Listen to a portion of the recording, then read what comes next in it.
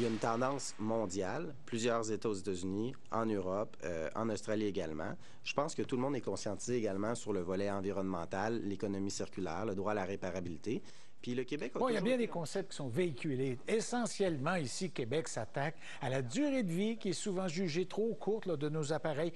J'ai envie de dire les gros comme les petits, hein, Caroline. Alors, les consultations commencent aujourd'hui sur ce projet de loi qu'on nous a déposé en juin. Alors, rappelez-nous un peu les grandes lignes de ce qu'on veut faire avec tous ces concepts que M. Jolin Barrette a énumérés. Oui, un projet de loi qui risque d'être bon pour la planète et bon pour notre portefeuille en tant que consommateur. Parce que le projet de loi 29, dont les consultations commencent aujourd'hui, vise à réformer la loi sur la protection des consommateurs, à donner plus de pouvoir aux consommateurs et faire en sorte que, on soit moins nostalgique des anciennes laveuses-sécheuses qui fonctionnaient là, pendant des décennies, parce que ce sera plus facile de les faire réparer. En tout cas, c'est l'objectif qui est visé par le gouvernement du Québec, Marc-André.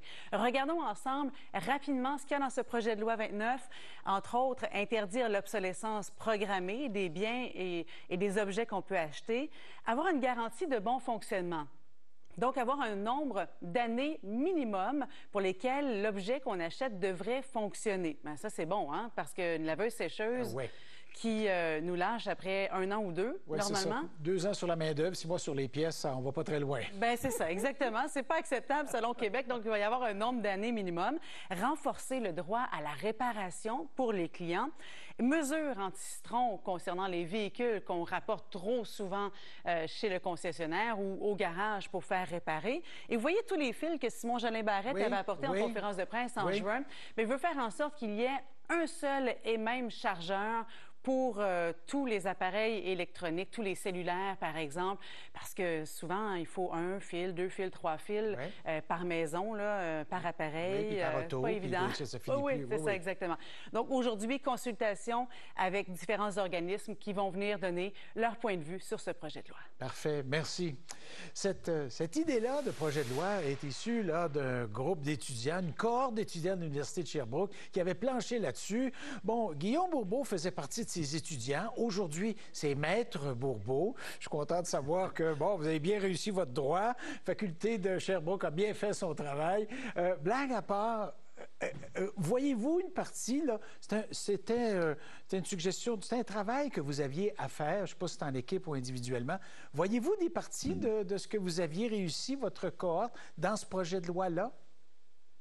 Oui, tout à fait. Il y a quand même plusieurs éléments qu'on avait initialement qui se retrouvent actuellement dans le projet de loi 29. C'est certain que nous, quand on a travaillé là-dessus, on avait un temps très, très limité. On voulait présenter ça, on voulait amener la discussion dans l'espace médiatique, dans l'espace de l'Assemblée nationale. Puis ça a été fait assez efficacement de ce côté-là. Quand on a lancé le projet de loi avec l'appui des députés de l'Assemblée nationale, il y avait une pétition qui était adjointe à ce projet de loi-là. Et on a reçu 45 000 signatures. Donc, ça démontre la volonté de la population citoyenne de participer à ce genre d'initiative-là pour se protéger plus amplement par rapport à des produits là, qui sont visiblement pas faits pour durer. Bon. Vous le voyez, ce projet de loi-là, si ça devient loi dans sa forme actuelle, vous, si vous avez à contester, trouvez-vous que ça va assez loin, qu'il y a des secteurs qui sont mieux protégés que d'autres, c'est plus réaliste que d'autres? Ben, j'ai lu l'article d'Alexandre Duval là, ce matin qui parlait dans le fond des craintes des différents organismes qui vont être consultés. Je les comprends, je les regarde. Effectivement, je constate qu'il y a peut-être certains points qui peuvent être peaufinés, mais c'est certain que si on veut attaquer la problématique de l'obsolescence programmée, il fallait faire un pas vers l'avant. Juste pour être clair là-dessus, la loi sur la protection du consommateur, son objectif, c'est de venir protéger le citoyen en établissant un équilibre entre le fabricant et le citoyen. Puis ce qu'on constate en regardant la LPC, la loi sur la protection du consommateur, c'est qu'il y a eu un déséquilibre au fil du temps.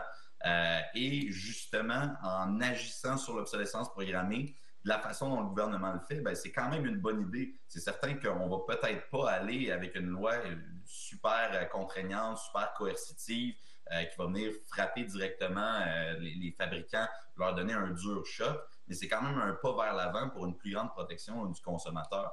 Je regarde, il y a un article particulièrement qui est critiqué dans l'article sur l'obsolescence, en fait, sur le fait d'interdire l'obsolescence programmée. On constate que dans les pays européens, il y a une mesure pénale, dans le fond, qui vient punir les fabricants qui font des pratiques d'obsolescence programmée. Mais concrètement, effectivement, il n'y a aucun de ces fabricants-là qui a été condamné. Ouais. C'est effectivement un problème, mais quand même, on peut se poser la question à l'inverse. Est-ce qu'un projet de loi qui vise à protéger les citoyens de l'obsolescence programmée aurait le même impact s'il n'y avait absolument aucune mesure pénale pour en fait condamner des pratiques claires d'obsolescence programmée?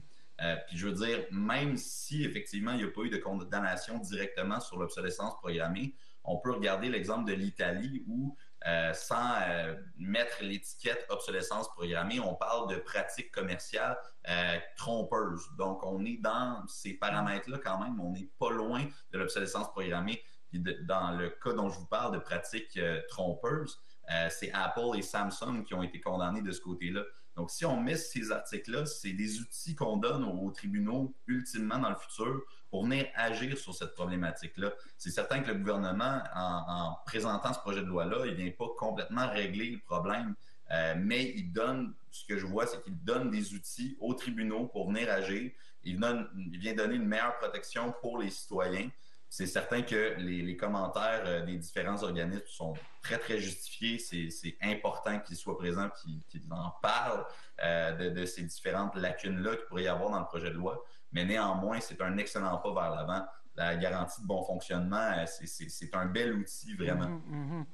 En tout cas, Maître Bourbeau, on va en profiter pour saluer votre prof. C'est M.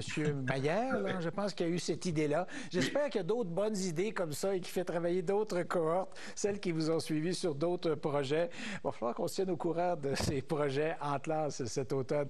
Merci beaucoup d'avoir été avec nous. Au revoir. Tout à fait. Bien, merci beaucoup de m'avoir reçu. Bonne fin de journée.